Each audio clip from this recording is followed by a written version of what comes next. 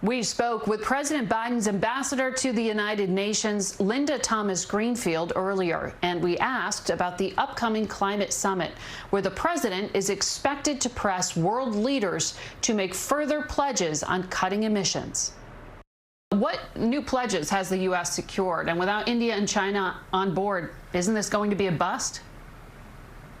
I don't think it's going to be a bust. In fact, I think this is an opportunity for us to hear from other countries what new commitments they intend to make. We intend to encourage them to up their game and to openly express in this forum what they intend to do to deal with climate change. And we hope that India and China will join us. I want to ask you about these thousands of refugees who have learned that they are now stranded. They thought they were coming to the United States, but they're in limbo because President Biden signed this cap on refugee admissions at this historically low number of 15,000. Why did he break his promise? I don't think the president broke his promise.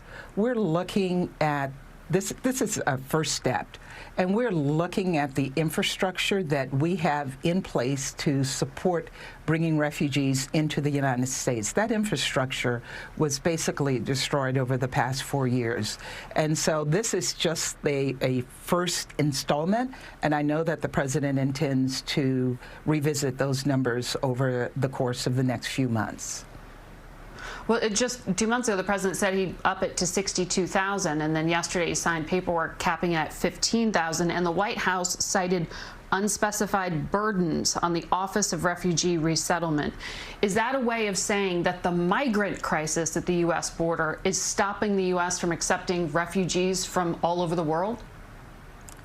I don't think that's the case. I worked on refugee resettlement issues in part of my career, and I know that to bring in refugees require a very extensive infrastructure of agencies that are involved in processing refugees, agencies that are involved in resettling refugees, and communities that will accept those refugees. That infrastructure has to be rebuilt so that we can ensure that we can bring refugees into the United States in an orderly fashion. And I know that that is what is right now under serious consideration and work, and I expect that our numbers will increase. The president is committed to refugees. He made that clear during the campaign, and he's made it clear over the past week. So you do expect that goal of 62,500 to be met? I know that that goal is there, and everything will be done to meet that goal. I also know how challenging it is to reach it, but I can say without any doubt that every resource that we have available to us will be put into reaching that goal and possibly even going beyond. This past week, you gave a speech that I want to ask you about because it's gotten quite a lot of attention. You said the original sin of slavery weaved white supremacy into our founding documents and principles. You talked about white supremacy being linked to the killing of George Floyd, Breonna Taylor, continued discrimination against Muslims and Asian Americans. America likes to think it provides moral leadership to the world.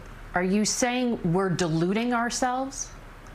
No, I think we're being tremendous leaders. Our country is not perfect, but we continue to perfect it. Those imperfections are part of our history, and we have to talk about them. It's our strength that we can talk about our imperfections to the world and call out other nations for those same imperfections. So it's not a criticism, it's an acknowledgement of our history, it's an acknowledgement of where we started. But we need to look at where we've come. The fact that I came from a segregated high school and I'm now the permanent representative of the United States at the United Nations says everything about what our country is about.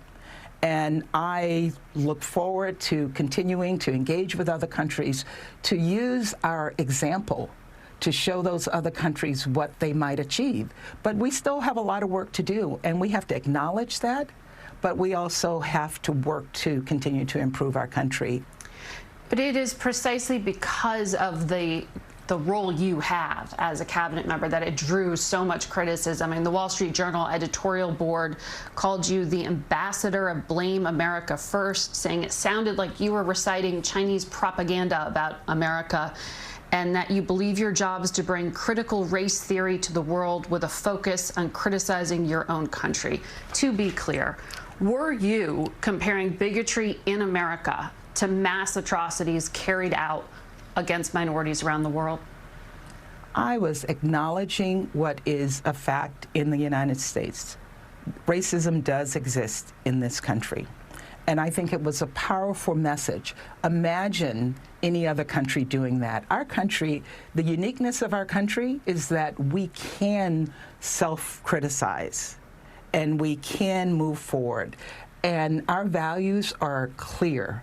And the purpose of that speech was to lay out our values, but also acknowledge our imperfections and acknowledge that we are moving forward. I don't think you will see a Chinese Uyghur getting on the national stage acknowledging China's issues with human rights.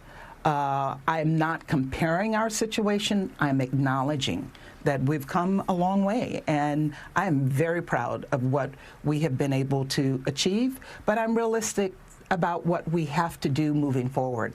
And I think if we are going to be a voice around the globe for raising issues of human rights, we cannot whitewash our own issues in our own country. Ambassador, I really want to ask you about Tigray. You said this week to the UN Security Council, do African lives not matter as much as those experiencing conflict in other countries? You were challenging them because of the systemic rape, the gang rapes that are being carried out against young girls in Tigray, in this conflict area in Ethiopia and Eritrea. This has been well documented. It's been called ethnic cleansing by the United States. Why haven't we heard from President Biden and Vice President Harris about this concern? What is the U.S. doing? Well, I think you have heard from President Biden because you've heard from me and you've heard from Secretary Blinken. President Biden has engaged with the Ethiopian government. Secretary Blinken has engaged with the Ethiopian government. President Biden sent a presidential emissary, Senator Coons, to have discussions with the Ethiopian government and lay out our concerns about the horrific situation in Tigray. And as the U.S. representative on the Security Council, I thought it was important that the Security Council's voice also be added to the voices of concern about the situation there. We have seen well, you're clearly saying what's being done is not enough. It is not enough, and that's why I raised it in the Security Council, because I think we have to make sure that the victims hear our voices, but also the perpetrators know that we are concerned and that we're watching this situation like we're looking and addressing situations elsewhere in the world. So yes, I agree with you. More has to be done, and that was the purpose of my raising this issue. Ambassador, I'm told we are at time. Thank you for your time today.